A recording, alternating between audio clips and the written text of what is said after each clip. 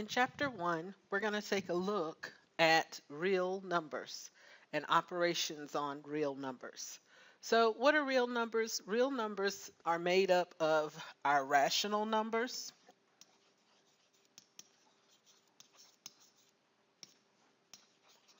which we can write as fractions, or irrational numbers,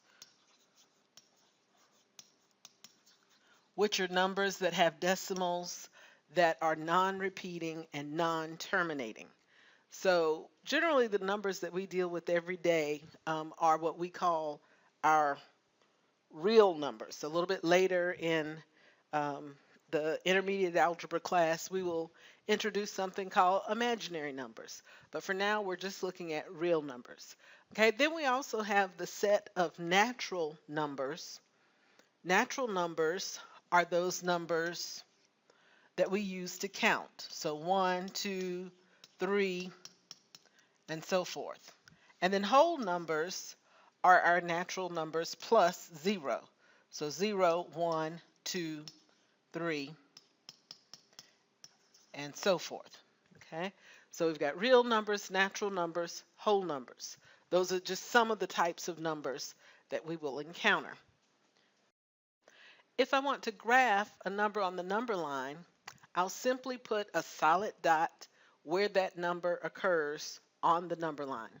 So for instance, if I want to graph the number 8, I'm just going to place a solid dot on the number line where 8 occurs. Okay? We've got inequalities that we should be aware of. So our inequality symbols, if we write A and we use this symbol, okay, this is our less than symbol. So we say A is less than B. Okay, and if we write this symbol, this is our greater than symbol. So A is greater than B.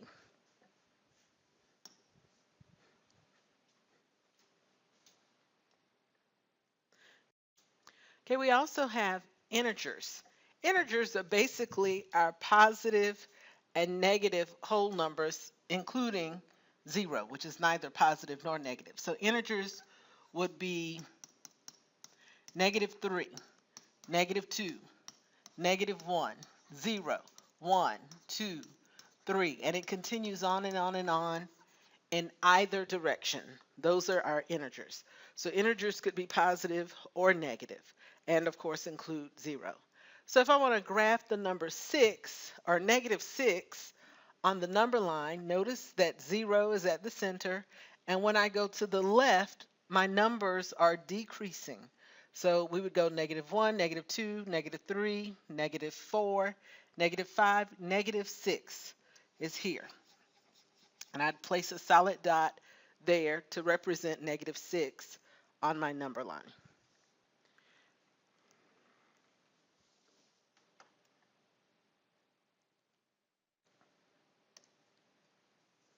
Okay, opposites. It says the opposite of a number is a number on the other side of of 0, the same distance from 0 as that number. So in general, we would say the opposite of A is -A.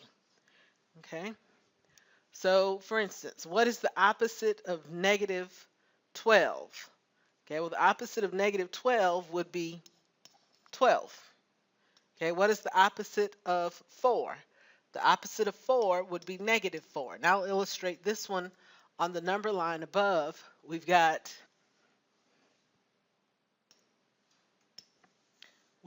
4 right here, and then we've got -4 over here. Okay, they're opposites.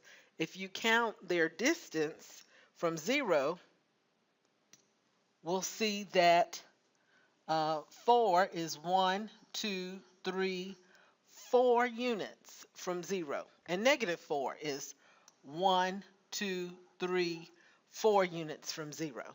So they're the same distance from 0, just in opposite directions. We're going to look at inequalities with integers. And what we know is that the number that is less than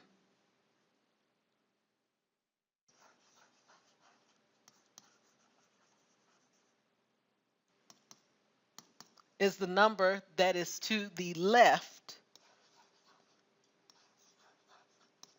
on the number line. Okay, so the smaller number, okay, is the one that's going to be to the left. All right, so on the number line. So we want to write the appropriate symbol for either less than or greater than between the following integers. So if we think about where these numbers are on the number line, negative 16 and negative 13, negative 16 is going to be farther to the left.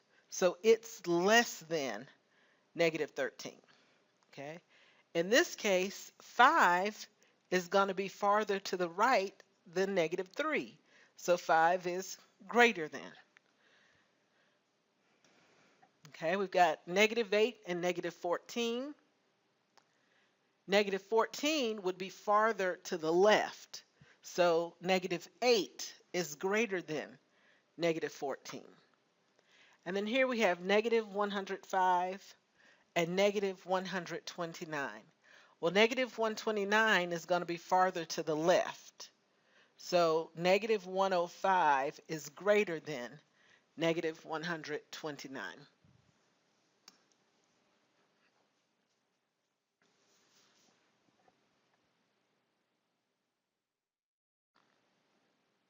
All right, another operation that we talk about with our numbers is absolute value.